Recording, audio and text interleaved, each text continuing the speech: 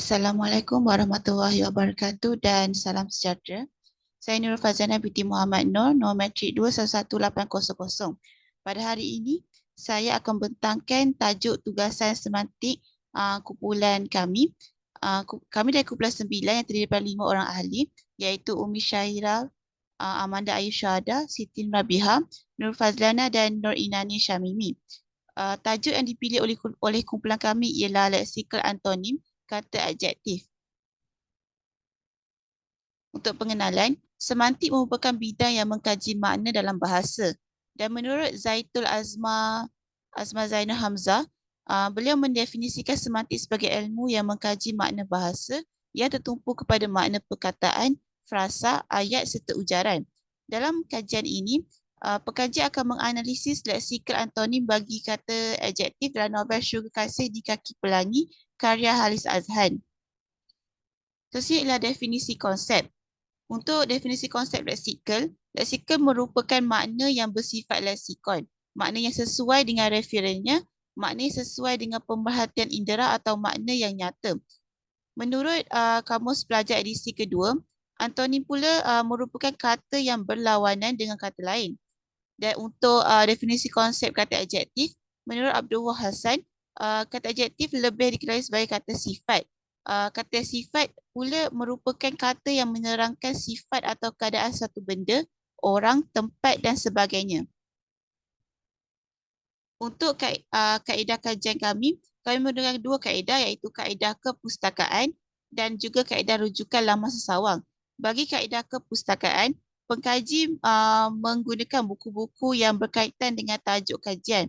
Bagi kaedah rujukan laman sesawang pula, pengkaji menggunakan laman sesawang yang sahih dan sesuai untuk tajuk kajian yang dipilih. Seterusnya ialah batasan kajian. Dalam kajian ini, pengkaji menganalisis penggunaan leksikal antonim kata adjektif. Dan juga bahan kajian yang digunakan ialah novel Syurga Kasih di Kaki Pelangi karya Halis Azhan. Untuk kajian ini, pengkaji hanya memfokuskan bab 1 hingga bab 10 dalam novel ini saja. Terdapat 3 objektif kajian bagi kajian ini. Yang pertama ialah mengenal pasti kata adjektif yang terdapat dalam novel Syurga Kasih di Kaki Pelangi. Yang kedua, mengklasifikasikan kata adjektif yang terdapat dalam novel Syurga Kasih di Kaki Pelangi mengikut jenisnya. Dan yang ketiga ialah menganalisis leksikal antonim kata adjektif dalam novel Syurga Kasih di Kaki Pelangi berdasarkan jenisnya. Untuk sorotan kajian, terdapat 2 kajian yang diperoleh, iaitu kajian yang pertama ialah kajian semantik leksikal secara umum yang telah dijalankan oleh S. Sharif pada tahun 2014. Beliau mengkaji mengenai leksikal kata kerja. Leksikal kata kerja yang dikaji terdiri daripada kata kerja transitif, kata kerja tak transitif, kata kerja aktif dan kata kerja pasif. Seterusnya ialah kajian yang dilaksanakan oleh Indrawati Zahid dan Jasmine Abdul Jalil pada tahun 2019, iaitu mengenai kata kerja, hubungan leksikal dan komponen makna dalam bahasa iklan kecantikan. Dalam kajian ini, mereka mengkaji penggunaan kata kerja yang lazim dalam produk kecantikan dan juga menganalisis hubungan leksikal dan komponen makna kata kerja dalam iklan produk kecantikan. Untuk dapatan kajian yang pertama, pekaji mengenal pasti kata adjektif yang terdapat dalam novel Syurga Kasih di Kaki Pelangi. Kata adjektif secara umumnya merupakan kata yang menerangkan sifat atau keadaan satu benda, tempat, orang dan sebagainya. Dalam kajian ini, terdapat 136 kata adjektif yang dapat dikenal pasti oleh pengkaji. Kata adjektif yang diperoleh terdiri pada kata adjektif sifat atau keadaan, kata adjektif waktu, kata adjektif ukuran, kata adjektif jarak, kata adjektif cara, kata adjektif perasaan dan juga kata adjektif panca indera. Untuk dapatan kajian yang kedua, pengkaji mengklasifikasikan kata adjektif yang terdapat dalam novel Syurga Kasih di Kaki Pelangi mengikut jenisnya. Kata adjektif yang pertama ialah kata adjektif sifat atau keadaan. Kata adjektif ini merupakan perkataan yang beri maksud sifat atau satu keadaan sebagai unsur keterangan nama. Contoh kata adjektif sifat atau keadaan yang ditemukan dalam novel ini ialah pasrah, tekun, belagak, leka, panas, degil dan lemah. Seterusnya ialah kata adjektif waktu. Kata adjektif waktu merupakan jenis perkataan yang memberi maksud konsep masa sebagai unsur keterangan. Contoh kata adjektif waktu yang ditemukan ialah sebelum, selepas, senja, cepat, sementara, sejenak. Yang ketiga merupakan kata adjektif ukuran. Kata adjektif ukuran merupakan perkataan yang memberi maksud ukuran sebagai keterangan. Contoh kata adjektif ukuran ialah pendek, tinggi, tebal, rendah, nipis, besar dan padat. Untuk kata adjektif jarak pula, kata adjektif jarak merupakan ruang antara benda atau keadaan sebagai penerang kata nama. Contoh kata adjektif jarak ialah jauh, dekat, sebelah, berdekatan dan sempit. Seterusnya ialah kata adjektif cara. Kata adjektif cara ini merupakan memberi maksud keadaan seseorang atau ragam sebagai penerang kata nama. Contoh kata adjektif cara ni seperti laju, gopoh, lambat, mudah, benar dan salah. Untuk kata adjektif perasaan pula, kata adjektif perasaan merupakan konsep perasaan sebagai penerang kata nama dan diikuti oleh kata sendi nama. Seperti perasaan sayang, perasaan gembira, perasaan ragu, suka, marah dan dengki. Untuk dan terakhir sekali ialah kata adjektif panca indera. Kata adjektif panca indera merupakan pengertian konsep mengenai rasa, pandang, dengar, bau, sentuh atau gabungan kelima-lima panca indera ini. Contoh kata adjektif panca indera ini ialah seperti rasa sedap ataupun berasa selesa, pedih, indah atau kasar. Dapatan kajian yang ketiga ialah menganalisis leksikal antonim kata adjektif yang terdapat dalam novel Syurga Kasih di Kaki Pelangi berdasarkan jenisnya. Seperti kita tahu, antonim merupakan perkataan yang berlawanan maksud. Namun, tak semua perkataan mempunyai pertentangan makna satu lawan satu. Kata nafi tidak sering juga digunakan untuk menunjukkan pertentangan maksud tersebut. Dalam antonim terdapat beberapa jenisnya iaitu antonim pasangan komplement, antonim hubungan darjah dan antonim hubungan bertentangan. Berikut merupakan beberapa antonim bagi setiap kata adjektif yang dicari dalam novel. Contohnya ialah kata adjektif sifat dan keadaan.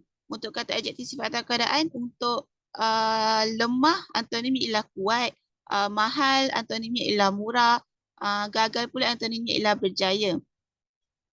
Untuk kata adjektif ukuran pula, kata adjektif bagi besar lawannya kecil, kata adjektif rendah lawannya tinggi, kata adjektif pendek lawannya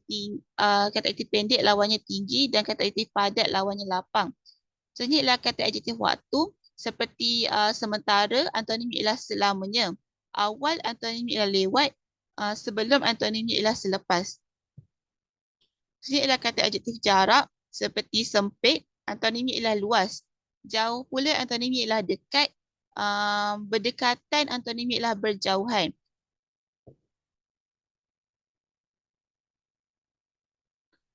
Untuk kata adjektif cara, kata adjektif seperti benar antonimnya ialah salah, pantas antonimnya ialah lambat, laju antonimnya ialah perlahan. Seterusnya ialah kata adjektif perasaan. Kata adjektif perasaan seperti gembira lawannya ialah sedih. Kata adjektif dengki lawannya suka. Kata adjektif kasihan lawannya benci. Dan terakhir ialah kata adjektif panca indera seperti hangat. Antonimnya ialah dingin. Kasar antonimnya ialah halus. Bising antonimnya ialah senyap. Seterusnya ialah jenis antonim iaitu antonim yang pertama ialah antonim pasangan komplement. Antonim pasangan komplement ini ialah perkataan yang mempunyai perkataan yang berlawanan yang saling melengkapi antara satu sama lain. Contohnya untuk perasaan sayang yang saling melengkapinya ialah benci, dan untuk perasaan seperti untuk kata adjektif seperti gembira yang melengkapinya ialah sedih. Dan seterusnya seperti benar iaitu salah, bersih iaitu kotor, sihat yang melengkapi ialah sakit. Yang kedua ialah antonim hubungan darjah. Untuk antonim hubungan darjah ini, pasangan antonim yang mana kata adjektifnya mempunyai hubungan rujukan dan benda yang dimaksudkan. iaitu merujuk kepada sesuatu perkara atau benda. Contoh seperti tinggi dan rendah. Contohnya ialah tangga itu tinggi. Dan juga terdapat juga tangga itu rendah. Jadi ia merupakan hubungan rujukan untuk sesuatu yang dimaksudkan. Berikut juga kita boleh lihat beberapa contoh yang lain seperti besar, kecil, keras, lawannya lembut, panjang, lawannya pendek. Dan yang ketiga ialah antonim hubungan bertentangan. Antonim ialah merupakan kedua-dua pasangan kata itu dari segi semantiknya membawa makna yang setara. Seperti murid dan guru, majikan dan pekerja, beri dan terima. Untuk murid dan guru, untuk dalam novel ini, murid merupakan Annie Afrina, manakala guru ialah Cikgu Anisha. Contoh yang lebih mudah lagi kita dapat lihat, murid merupakan orang yang belajar, manakala guru merupakan orang yang mengajarkan. Di sini kita dapat lihat bahawa ia mempunyai peranan yang berlainan.